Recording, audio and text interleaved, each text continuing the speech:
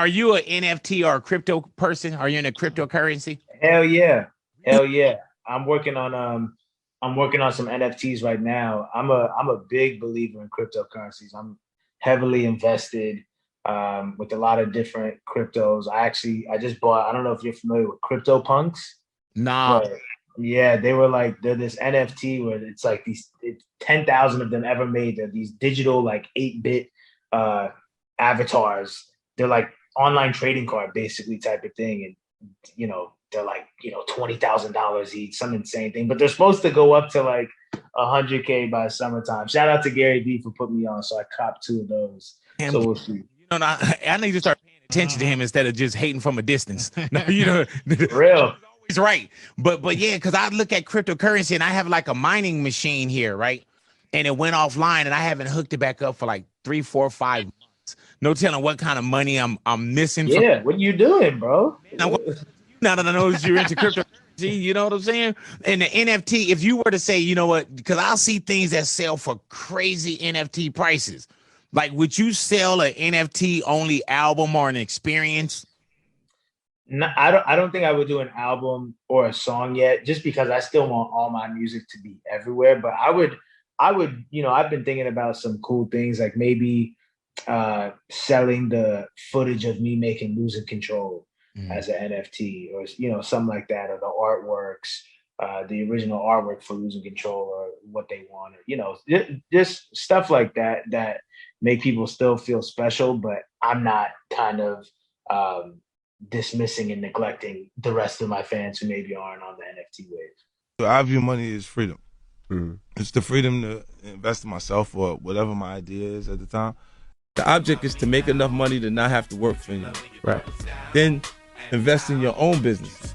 What would you do with the $1 million? Because it's not the $1 million that you want.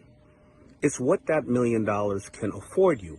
Because if you had $1 million, what are you gonna do? Buy some income producing properties so you can hopefully work for yourself? Are you gonna be like me? You're gonna wanna fish every single day? Are you going to move to a third world country and live off of $30,000 a year while you help people and you get in shape and you see the world, and you do that for 10 years, so that's $360,000, but you take the other $640 and you put it in some stocks or bonds or into investment real estate, and then you come back and the money's there, but you travel the world. What are you going to do with the money? The money is not going to change you. It's going to change your accessibility. Maybe you're just going to be able to live in a better neighborhood and have the resources and the good medical and education for your family. But you need to think about the goal, not the $1 million, not the number. You need to think about what it's going to afford you to do, and you're going to reach your goal much quicker. What would you do with $1 million, or if you were a millionaire? You're rich, but I'm wealthy, because I didn't know the difference. And he pulled out a piece of paper. After he said, it ain't about how much you make, it's about how much you keep. How many times we seen cats would get the bag with 100 and then they go blow it the same day. Now they got to get another 100. So he said, if you got $100, you save that. That's 50. He said, rich people will say, okay, I'm saving 50 and I'm doing that. But he said, the wealthy does this. You save that. This, ball out. House, chain, car, whatever you want. But 75. Save it, yeah. That's what he said. So from here on out, so I'm no longer saving 30% of my money. I'm stepping it up to 75 because I'm trying to be wealthy. He told me that when I was 95, and I did that. And I didn't spend my first NBA check until I started having families, because I was making so much money and I wasn't that educated. So I was like, I don't want to spend it. I know that. Right. And like people always say, you got to invest and got to invest, but still you got to be educated to know what you're investing in. Right. Like I always used to try to, in time it'll come, but the youth should know that. It ain't about how much you make, it's about how much you keep. Right. What's your first investment? Do you remember your first big investment? Genius. Dropbox. I don't want to talk about that. We know about all of those. We know about Genius. We know about Dropbox. We know about Lyft. We know about Coinbase. Like, we know. Coinbase was a big one. You know, that was one of the ones I was really proud of. Yeah. So I was going to ask you, why do you think you're left out of those conversations? You know, despite your business moves and major investments, but it's clearly because you don't choose to be in them. That part. What are you scared of? Who you scared of? The IRS? What are you scared of? You don't fear nothing. Uh-huh. The bottom line is like, it doesn't, that's never been my thing. That's too much attention.